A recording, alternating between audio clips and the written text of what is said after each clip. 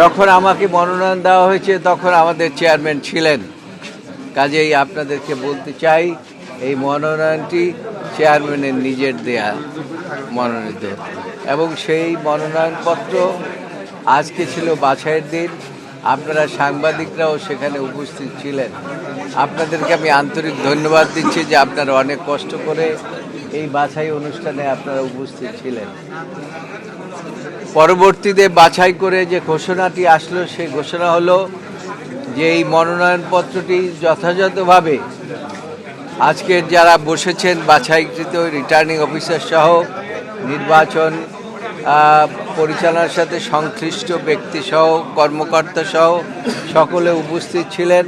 আমাদের এখানে আপনারা জানেন যে পিপি সহ সকল এই বারের আইনজীবীরা সহ আমার সমর্থক শুভাকাঙ্ক্ষী সকলে উপস্থিত ছিলেন, এবং এখানে সকল রাজনৈতিক দলের কর্মীবৃন্দ উপস্থিত ছিলেন। প্রার্থী আপনার প্রশ্নের জবাব আমি দিচ্ছি। তার আগে বলে নেই, বিশেষ করে এরকম দেখা যায় না যে দুইটির উপজেলা নিয়ে যেখানে একজন প্রতিনিধি নির্বাচিত করে, অনেক জায়গায় একটি জেলায়ও একজন প্রতিনিধি হয়েছে, সেইখানে দুইটি জেলারই উপজেলারই সভাপতি সম্পাদক উপস্থিত ছিলেন বাছাইয়ের সময়, এবং পৌর বিএনপিরও সভাপতি সম্পাদক উপস্থিত ছিলেন। তো সুতরাং এটা অনন্য।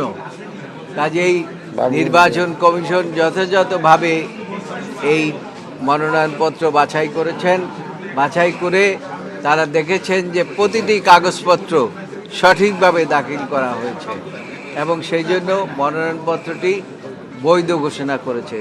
আমি সকলকে সশ্রদ্ধ সালাম জানিয়ে আমি ওনাদেরকে কাছ থেকে বিদায় নিয়েছি এবং দোয়া চেয়েছি।